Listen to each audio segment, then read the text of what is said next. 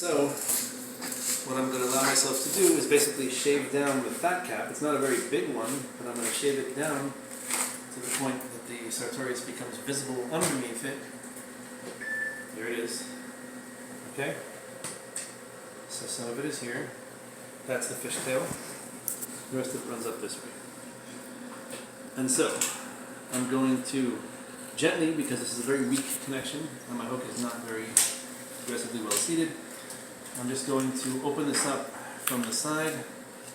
As I have explained to you before, I don't believe you guys have ever attempted this, so you're welcome to try if we have these up next week. We're going to go through a bunch of beef runs now, at least 2 more before Shoshana. So,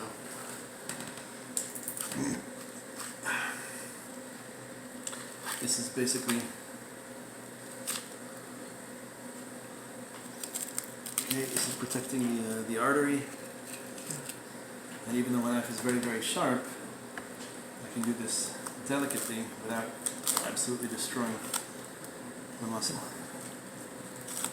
Okay, but that said, it is more valuable to me than the top round cap. So which muscle is this that you're pulling now? sartorius. The Sartorius. Okay.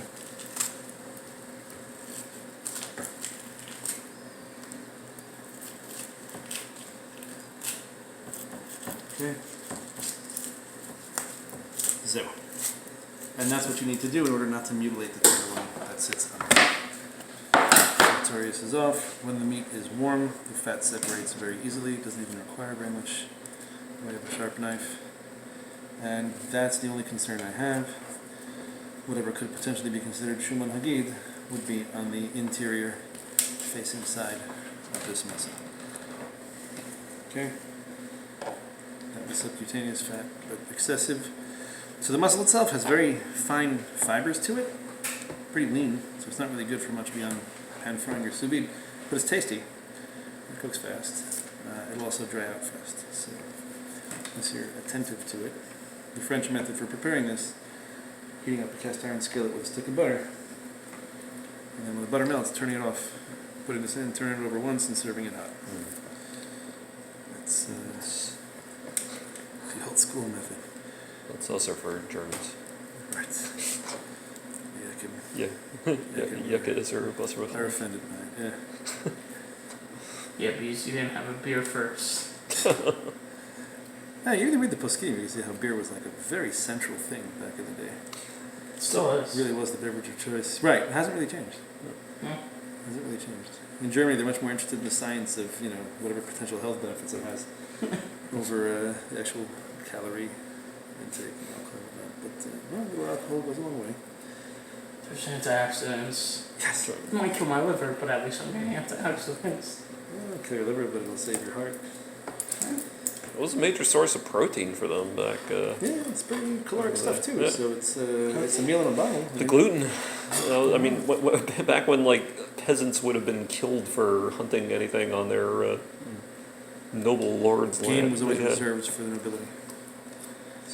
For the Hence, ones- yeah. since the 16th century, it's been illegal to hunt swans in England because they were reserved exclusively for the monarchy and for the game wardens that were keeping for the aristocracy.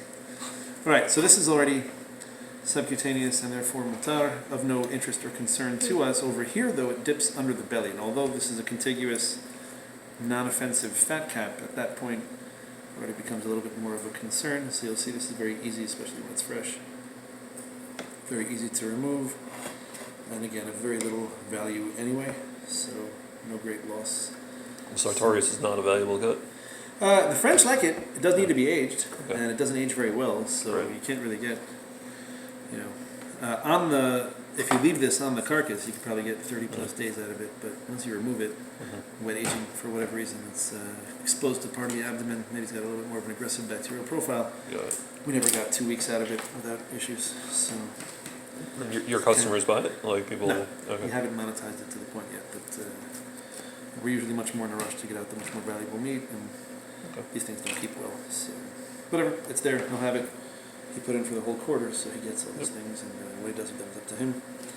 No longer of much concern to me. I want him to enjoy it and cook it right, but we'll have to do some homework. I'll not cook it for him. All right, done. Start Next. a catering business. Is that? You can start a catering business. Exactly. Okay. Exactly. So I'm going to leave the loin for last. I'm going to instead attack the top round. Remember, that's how we do this. It's always inside round or top round, eye round, bottom round, which comes attached to the rump cap, after which point the tri-tip, the quadriceps, and then we have either the loin or the rump, heel, shin, and we're done. So you can follow the artery. It's a good way to kind of eyeball where the seam between the top round and the heel. Got your fingers and this one, so.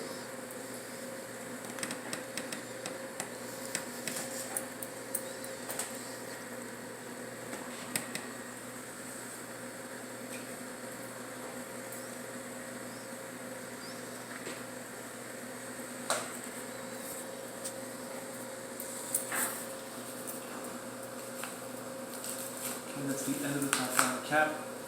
That's the eye round, which I've chosen not to mutilate on the way down. And that over here is the top round. I'm doing this a little bit gingerly. I'm going to show you the heel. Okay, it's a little bit thicker, so over here, but that's the silver skin of the heel in there. We'll get a much better look at it when I open it up.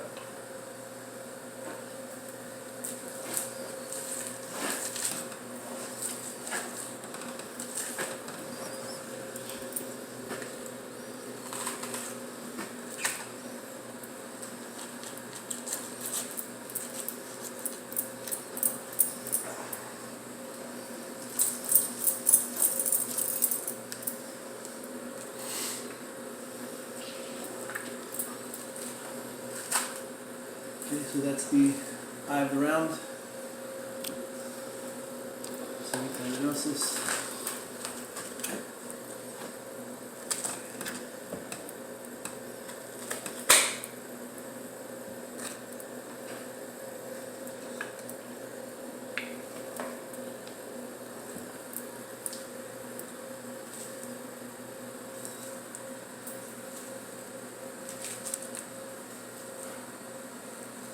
That's short.